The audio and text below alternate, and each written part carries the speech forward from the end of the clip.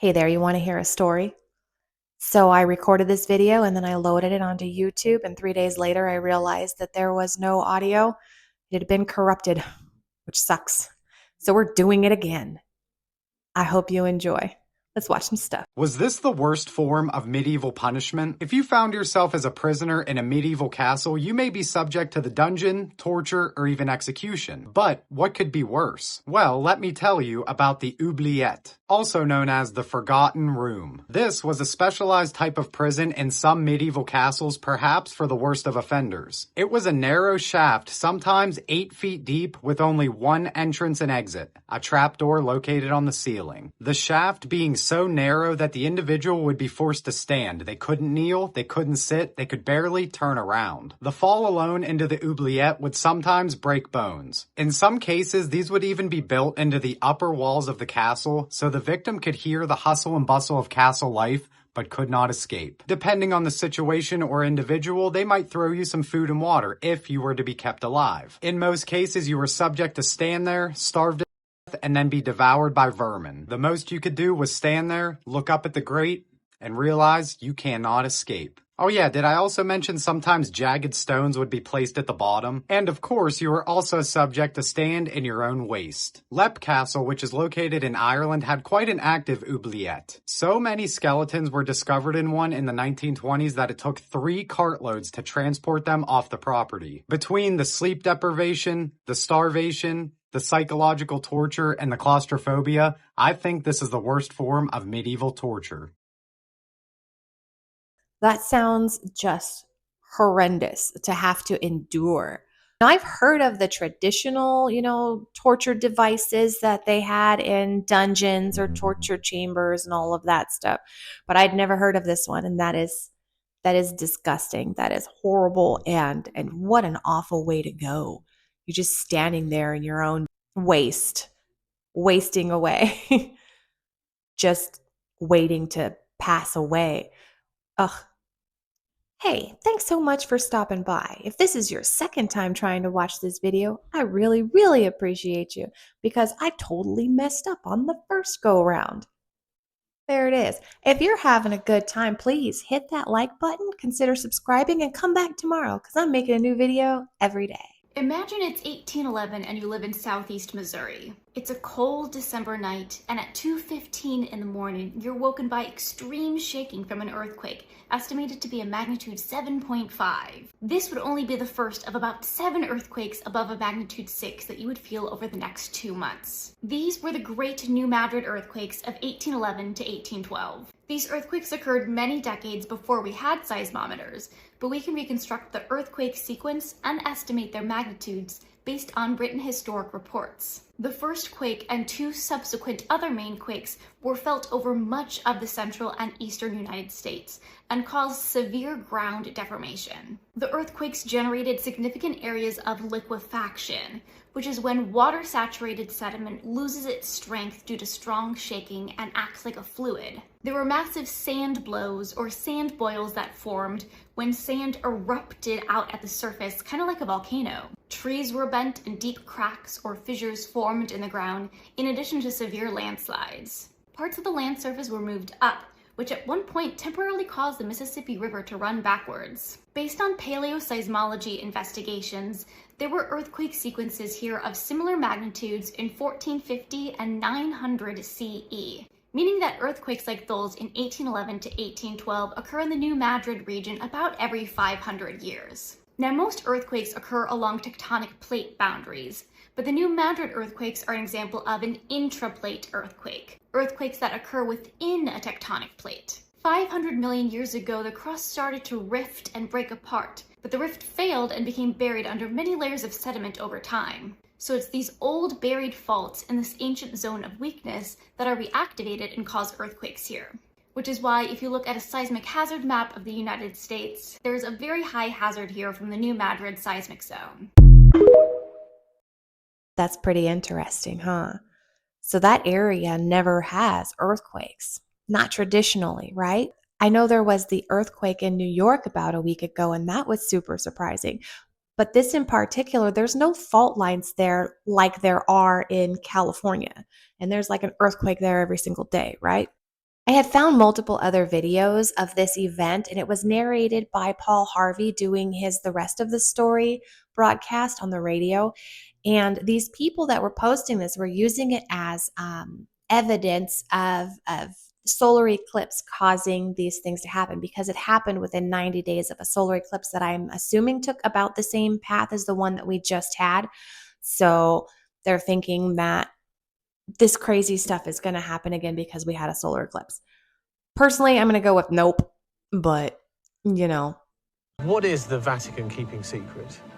For their entire time that they've existed, they've collected manuscripts and relics and items, not only for their own research and to support their ideas, but also to prevent anything coming out. Because they need to control the information around biblical issues, they can't allow alternative views to become public. They've got 52 miles of shelving of books and manuscripts alone.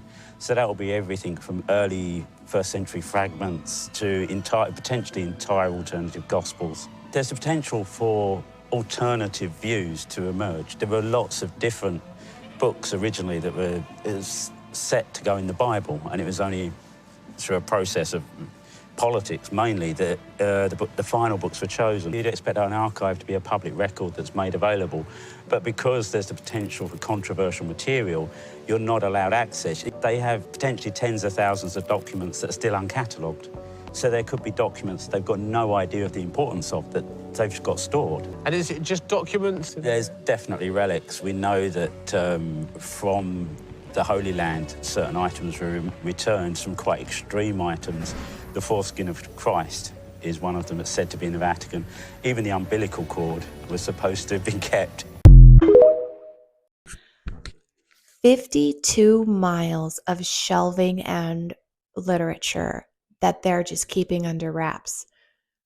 I'm sure that number is exaggerated. I don't know that there is 52 miles of space to put that kind of stuff underneath the Vatican. That's a lot of information that's being withheld. And I wonder what it pertains to. Some of it may not have anything to do with the story of Jesus Christ, and some of it may, turn things in a different direction. And so they just are they protecting you? What do you think? Do you think that they're protecting their flock, or do you think that they're choosing the narrative to suit themselves? This is why you should never explore abandoned ships. In 2014, the US Navy decided to decommission one of its oldest ships, so it brought it into port to be broken down for scrap. Before workers were allowed to actually start breaking it down, the foreman had to go on board and take pictures of every room. So late one night, the foreman spends about an hour walking through this abandoned ship with a flashlight, taking about 100 pictures. When he was done, he emailed the pictures to his boss, who quickly wrote back, "Who's the guy with the axe?" The foreman had no idea what he was talking about, but he noticed the boss had attached one of the pictures that he had just sent him. When he opened it, he nearly fainted. There, in the bowels of the ship, poking his head around a corner, was a faceless man wielding an axe. The foreman had spent over an hour in this hallway and never heard or saw this guy. The Navy searched the ship and never found this guy. They also reviewed security footage of the only entrance, and he never entered or left the ship. He was in that ship for an entire hour. Didn't even know that guy was there. Oh my God, that is so creepy. I would never, ever go on a ship alone ever again after that. I'd be like, I need some men's. We're going to go with weapons. We are not going unarmed. That is not happening. That's scary. Have you heard about this chicken without a head? Mike the Headless Chicken was a real chicken that gained fame in the 1940s. Mike, also known as Miracle Mike, lived for 18 months after his head was chopped off. The story goes that in September 1945, a farmer named Lloyd Olson in Fruita, Colorado, was preparing a chicken for dinner and beheaded it with an axe. However, the chicken didn't as expected and continued to live without its head. It was discovered that the axe had missed the jugular vein and a clot formed, allowing the chicken to survive. Despite losing his head, Mike was able to breathe and eat due to his brainstem remaining intact. Olson decided to care for the chicken, feeding him through an eyedropper and showcasing him as a sideshow attraction. Mike became a sensation, touring the country and even appearing in Time and Life magazines. However, his fame eventually came to an end when he choked to death in a motel room in Phoenix, Arizona, in March 1947. Nevertheless, Mike's story remains one of the most bizarre and fascinating anecdotes in animal history. What do you think are the chances of this happening again? Write it down in the comments and follow for more. So what it sounds like is, well, obviously the axe missed, like he said, but it sounds like it just cut his face off, right?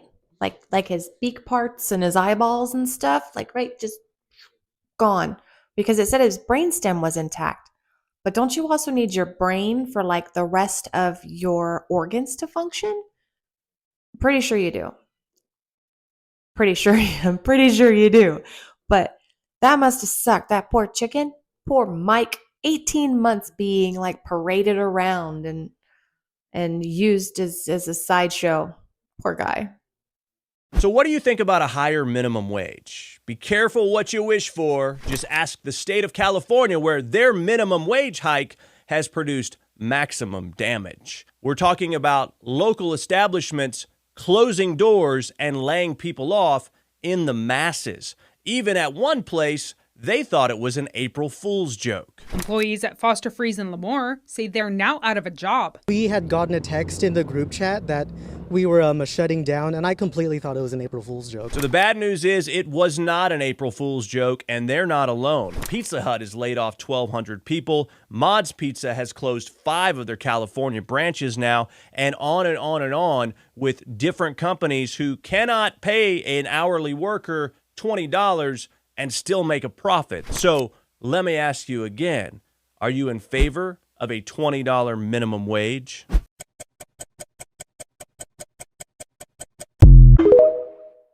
I'm a little up in the air about this, and here's why. My daughter works at a fast food restaurant, and she is now making $20 an hour. And they told her before they did that they were going to be extending their business hours and raising all of their prices on all of their everything. And everything is already pretty expensive as it is, especially with inflation. And in order to make ends meet, they have to do that. And unfortunately, they'll probably be laying off any higher paid individuals so that they can go with that lower $20 baseline, which is still really high. And it's already, like I said, it's already way too expensive. It costs less to go to a sit-down restaurant and have a nice meal than it does to go to a lot of these fast food chains. It's like $70, $80 for a family of 4. And it's not convenient. It used to be super convenient. Oh my goodness, we're in a rush. I didn't get a chance to make dinner. Let me go grab something real quick. It's not like that anymore. It's crazy. Everything is so expensive. The more that California raises the minimum wage, the more the consumers have to pay. It's just the way that it is. You have to make up that dollar somewhere. And in this case, it's an extra $4. Not saying that they don't deserve it, because people are just rude at fast food restaurants. And it's the cost of living. Here, watch this next video and it'll explain some other things that I think. Can somebody explain to me in crayon eating terms why I make over 3 times the federal minimum wage and I cannot afford to live? And I do not want to hear the pull yourself up from your bootstraps, work 90 hours a week. That's not the goal, guys. That should not be our standard. I am so tired of people being complacent with this uniparty, both of them over.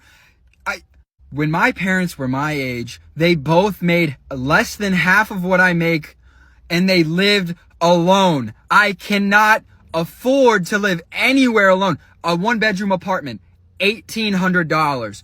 2-bedroom apartment, $2,200. Who the fuck can afford that? It is embarrassing to come out and say that it is a struggle to survive right now, but I know so many people are struggling. And do not get me started on what my grandparents were doing. They, $3,000 house. And yes, I understand inflation and all of the bullshit I've been pulling with the Fed. Why are we allowing it? Why? And then I clock out of my shift. I am tired. I have to go home. And I check the news. Another 60 fucking million to a country nobody can point out on a map. What are we doing? Where has the plot gone? We have lost it, folks. We have lost it.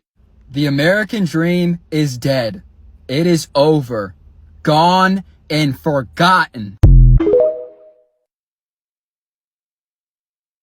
100%.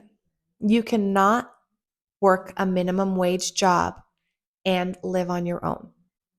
At full time, it can't be done. And if you do manage to live on your own, that is all you will do. You will have your rent, you will pay your utilities, you will go to work. Just hope that you already own a car before you move out on your own, because you cannot afford to pay for a car. You can't afford to go to school. It just can't be done. We're talking to our daughter about that, and we're just like, you got to stay home. If you're going to go to school and work part-time, you just can't live on your own. It can't be done. I know back in the 80s when you bought a house, even that expense was only like 15% of your income dedicated to paying the mortgage. Now it's more than 50% of your income has to go towards paying a mortgage if you're lucky enough to be able to buy a house. It's just insane. And it just keeps getting worse and worse. And it's going to keep, we raise the minimum wage, we have to raise the prices to even it out. And that's just the facts. It's got to stop. And I don't know how it's going to stop, but it's gotta. On that note, I'm going to call it for today. Thank you so much for joining me. If this is your second time around, thank you so much for giving me a second chance. I really appreciate it. And I hope to see you tomorrow. Have a wonderful day.